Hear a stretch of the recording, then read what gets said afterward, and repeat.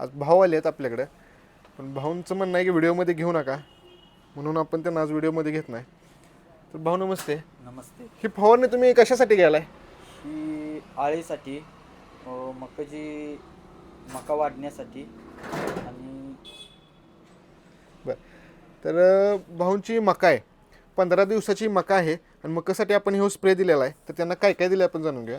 तर टॅग हकीमा म्हणून ह्यो ट्रॉपिकलचा नवीन प्रोडक्ट आलेला आहे. ह्यामध्ये तुम्ही कंटेंट बघू शकताय.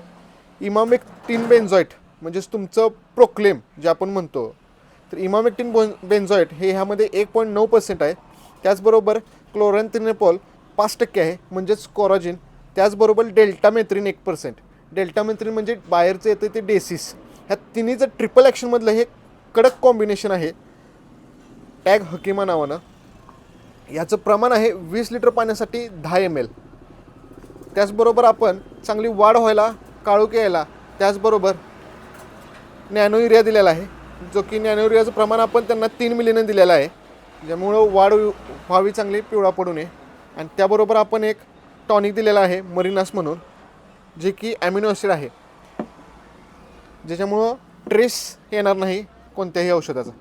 तर ह्या कॉम्बिनेशनमुळं तुमची मका असो किंवा इतर कोणतीही पिकं असू दे, ह्या तिन्ही कोणत्याही पिकाला हे कीटकनाशक प्लस टॉनिक प्लस ह्यो नॅनो युरिया आज चालून जाईल. अतिशय खतरनाक रिझल्ट आहेत टॅग हकीमाचं आळीसाठी.